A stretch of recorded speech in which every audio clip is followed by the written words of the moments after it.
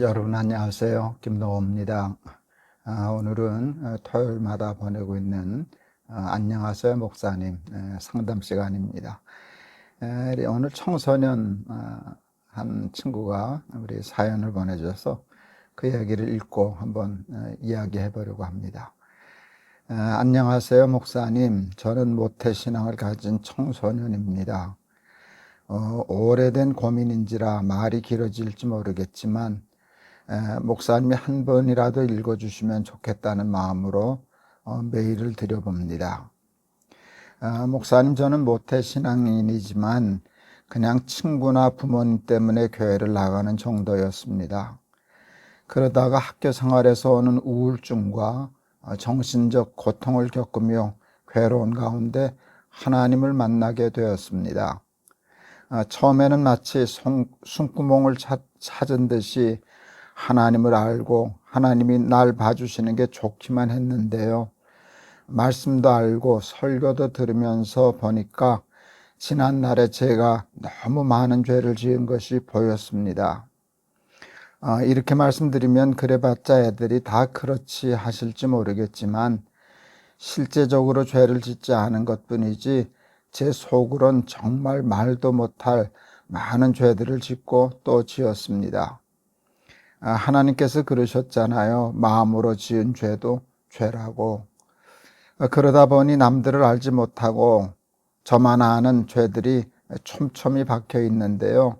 막상 회개를 하려고 하니 제 속으로 지었던 죄의 대상이 된 사람들에게 죄를 고백해서 용서를 받아야만 되는 것이 아닌가, 또 그냥 저만 하나님께 나아가 회개하면 되는 것인가 고민이 됩니다. 물론 사람들에게 죄를 고백하는 게 맞다고는 생각이 드는데 막상 그들은 알지도 못하는 제 속의 죄를 끄집어내는 것이 너무 부끄럽고 또 그것이 그들에게 상처를 줄 것 같아 우물쭈물하게 됩니다. 그리고 용서받지 못해서 손가락질 당할 수도 있다고 생각하니 솔직히 너무 괴롭기만 합니다. 목사님, 제가 죄는 많이 지었으면서도 이것저것 제대로 회개 못하고 있는 게 싫습니다. 이러다가 주님께서 저를 영영 미워하시게 될까봐 무서워요. 전 어쩌면 좋을까요? 우리 청소년이 우리 이 상담 사연을 보내줬다는 게 저는 너무 기쁘고 좋습니다. 제가 이제 그 청소년들을 위한 날기새도 하고 있잖아요. 날기새 스쿨. 날기새 스쿨은 제가 아이들, 우리 손주들에게 성경 가르친다는 생각으로 설교할 때 반말을 씁니다. 아이들에게 존댓말하면 좀 거리감이 저는 느껴져서, 그래서 오늘도 좀 생각했는데 우리 사연을 보낸 친구가 청소년이라 그러니까 제가 그냥 반말로 우리 손주에게 대답하듯이 그렇게 이야기하려고 합니다. 이 사연을 같이 들으시는 우리 날기새 가족들 이해해 주시리라 생각합니다. 청소년들 때에 이렇게 우울증 많이 걸려요. 학교 생활이 너무 힘들고 또 친구들과의 관계나 뭐 학교에서 어려운 일들이 많아서 그런 일들을 겪는 아이들이 참 많은데 우리 친구는 참 감사하게도 그것을 통해서 하나님을 만나고 하나님을 만나서 또 모든 문제가 잘 해결됐다니까 얼마나 기쁜지 모르겠어요. 그런데 하나님을 만나고 나니까 처음엔 참 좋았는데 점점 자신의 과거에 지었던 죄가 드러나서 이제 괴롭다는 얘기를 했잖아. 그렇지? 이거 제대로 하나님 만난 사람들의 증거예요. 빛 앞에 서면 그림자가 생겨요. 빛이 없으면 그림자가 안 생기지. 하나님이 빛과 같은 분에 나타나시니까 내가 죄인이구나 하는 걸 깨닫는 거거든. 그러니까 우리 친구가 자기가 죄인인 것, 죄 지었던 것, 그것도 마음으로만 지었던 죄도 괴로워서 이렇게 하는 걸 보면 우리 친구가 하나님을 제대로 만났구나 하는 생각이 들었어. 그래서 하나님이 참 기뻐하시겠다 하는 생각이 들었어. 이제 회개를 해야 되는데, 하나님에게도 회개를 해야 되지만, 마음속으로라도 친구들에게 지었던 죄가 있으면 가서 용서를 구하고, 또 용서를 받고, 하나님 앞에 회개해야 된다는 것은 맞아. 그런데, 실제적으로 그 친구에게 무슨 행동을 한 것도 아니잖아. 그치? 그러면 그 친구는 모르잖아. 모르는 걸 괜히 얘기해줘서 그것이 도리어 상처가 될 수 있거든. 그러니까 행동으로 옮기지 않고 마음으로 저지른 것도 죄는 죄거든. 하나님이 그렇게 말씀하셨으니까. 근데 마음으로만 지은 죄라면 굳이 그 친구에게 내가 너한테 이런 마음을 품었었어, 이런 죄를 지었었어, 용서해줘 까지 얘기할 필요는 없다고 생각해. 그거는 감추라는 얘기가 아니라 그 친구한테는 실제적인 피해를 준 적이 없잖아. 그런데 도리어 이 얘기를 함으로 피해를 줄 수가 있거든. 그러니까 그런 죄는 하나님께만 이렇게 회개해도 난 되리라고 생각을 해. 그래서 그러나 실제적으로 어떤 친구에게 마음으로만이 아니라 그 행동으로 한 것이 있으면 그거는 가서 용서를 구해야 되겠지. 그런데 그럴 때 그 친구가 용서 안 해주면 어떡할까 하는 것이 두렵다는 말 맞잖아. 맞아. 그럴 수도 있지. 그러나 그것은 꼭 필요한 거니까 그럴 것을 각오하고라도 내가 잘못한 거니까 용서받지 못하고 그래서 내가 참 망신을 당하고 힘들고 그래도 내가 할 도리는 해야지. 그렇게 생각하는 게 맞아. 그런데 한번 생각해 볼래? 그랬을 때 그 친구들이 내가 잘못했어. 생각하니까 내가 잘못했으니까 용서해줘. 그랬을 때 용서해주는 친구가 더 많을 것 같으냐? 용서 안 하고 더 너한테 상처 줄 아이들이 많을 것 같으냐? 할아버지 생각에는 후자가 더 많아. 어, 할아버지는 삼형제 아들이 있잖아. 우리 큰 아이가 이제 둘째한테 얘기 듣기는 어느 이제 무슨 수련회인가 가서 나름대로 이제 은혜를 많이 받았던 것 같아. 그러고 와서는 동생에게 장문의 편지를 썼었어. 큰아이가 둘째를 조금 따돌리고, 좀 싫어했었거든. 상처를 많이 줬었어. 그걸 뭐 한두 말로 아니라 장문의 편지를 써서 잘못했다고 용서해달라고 그런 편지를 썼었대. 그래서 우리 둘째하고 첫째, 뭐 셋째도 마찬가지지만 사이가 얼마나 좋아졌는지 몰라. 얼마나 좋아졌는지 몰라.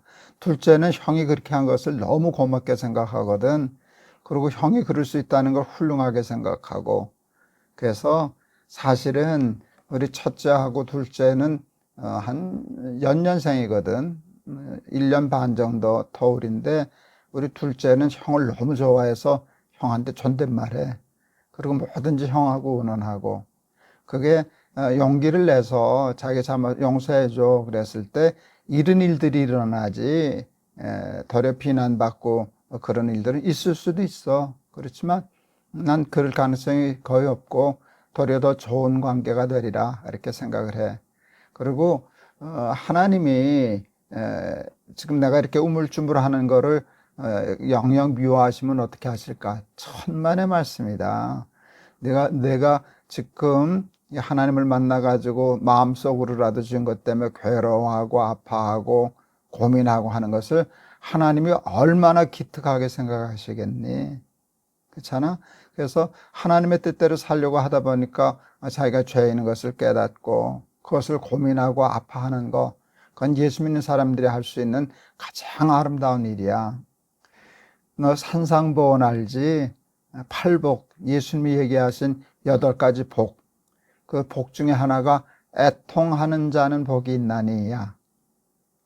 웃는 사람이 복이 있고 즐거워하는 사람이 복이 있지 애통하는 게 무슨 복이냐?